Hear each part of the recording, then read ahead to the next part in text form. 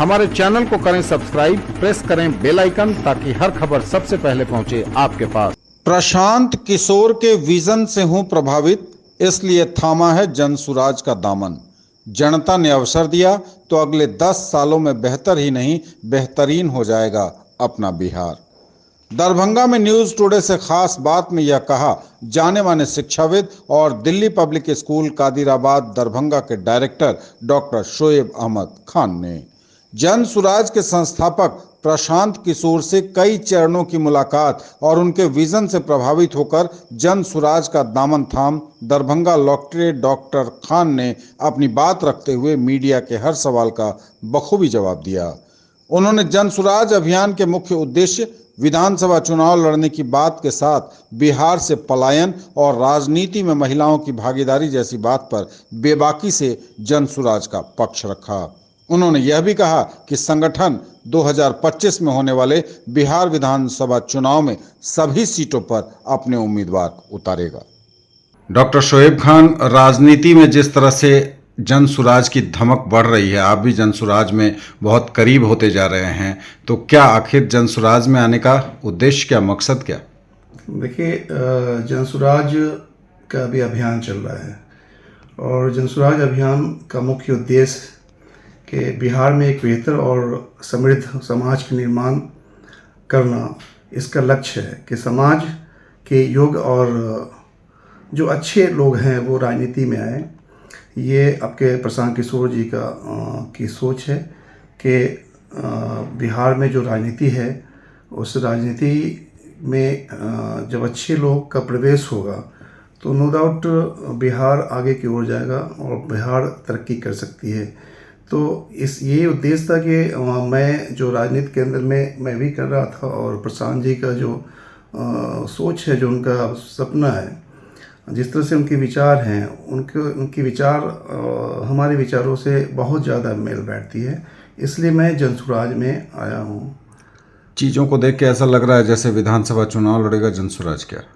अवश्य जनसुराज जो है वो अभी आने वाला जो विधानसभा चुनाव है इसमें चुनाव लड़ेगी और मैं समझता हूँ कि पूरे 243 सीटों पर इनकी लड़ाई होगी। क्या लगता है प्रशांत किशोर एक दूरदर्शी नेता हैं या साबित होंगे? देखिए, प्रशांत किशोर जी जो हैं वो, उनके बारे में मैं दूरदर्शी नेता, तो प्रशांत किशोर ने अपने हर सभा में मैं समझता हूँ कि कहते हैं कि बिहार में लोगों को लगता है कि शर्ट के ऊपर जो गंजी पहनता है वही बिहार का नेता है और उसी से बिहार का विकास होगा। ऐसा बिल्कुल नहीं है। प्रशांत किशोर जी पढ़े लिखे इंसान हैं और प्रशांत किशोर अलग अलग नेताओं के साथ जो है उनका एक राजनीति के अंदर में एक अनुभव रहा है, इसलिए वो बिहार के लिए एक दूरदर्शी नेता साबित हो सकते हैं। उन्होंने बिहार में पदयात्रा के माध्यम से गांव-गांव में जा कर के उन्होंने समाज के बीच लोगों को कहा है कि गांव के अच्छे जो लोग हैं वो आप लोग हमारे साथ जुड़िए और जुड़ करके जब तक आप नहीं जुड़ेंगे, आप अच्छे लोग राजनीति में नहीं आएंगे तो बिहार का विकास जो है वो संभव नहीं है। बिहार को प्रगति के पथ पर तब से प्रगति के पथ पर लाया जा सकता है जब अच्छे लोग जो है वो बिहार के अंदर में आएंगे। तो क्या अच्छे लोग राजनीति में आएंगे? प्रशांत किशोर जिस रणनीति को लेकर चल रहे हैं, अच्छे लोग जनसुराज अवश्य आएंगे, क्योंकि प्रशांत किशोर जी का क्लियर कट मामला है कि जब हम अपने जो उनका विज़न है, जो उनकी सोच है प्रशांत किशोर जी का, वो उस हिसाब से जब वो चल रहे हैं कि हम इस देश को, इस समाज को एक अच्छा दिशा और एक अच्छा दशा देंगे, तो प्रशांत किशोर जी उस हिसाब से वो चल रहे हैं और बहुत अच्छे लोगों के साथ जुड़ रहे हैं। मैं समझ रहा हूँ कि एजुकेशन के फील्ड से हो या अच्छे डॉक्टर्स हों, अच्छे लॉयर्स हों, या एक अच्छे सामाजिक लोग हैं वो उनके साथ, उनके विचारों के साथ हैं, वो जुड़ रहे हैं। क्या जनसुराज के विजन के अनुसार अगले 10 सालों में देश के अग्रणी राज्य में बिहार अपना शामिल हो सकता है?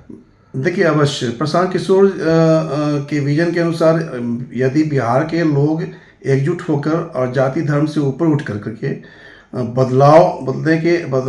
चाहेंगे कि बदलाव चाहते हैं अगर, तो जाति धर्म से ऊपर उठकर बदलाव के पथ पर आगे बढ़े तो बिहार अगले 10 सालों में देश के अग्रणी राज्यों में शामिल हो सकता है। ये हो सकता है, और उन्होंने कहा है कि ये संभव है कि अगर लोग सही नेतृत्व का समर्थन करेंगे तो मैं समझता हूँ कि दिक्कत नहीं है। जो उन्होंने कहा है बिल्कुल हो सकता है। आसान नहीं है राजनीति, खास तौर से बिहार में। तो क्या जन सुराज सभी वर्गों को उनके हिसाब से हिस्सेदारी देगा? देखिए, जन स्वराज का तो ये उद्देश्य है कि सभी वर्गों को संख्या के हिसाब से उनको उचित प्रतिनिधित्व मिले।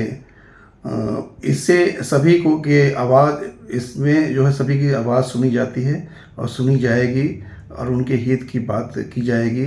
तो यही कारण है कि उन्होंने समाज के सभी वर्गों को उनकी संख्या के हिसाब से एक संगठन में टिकट देने का वो काम करेंगे।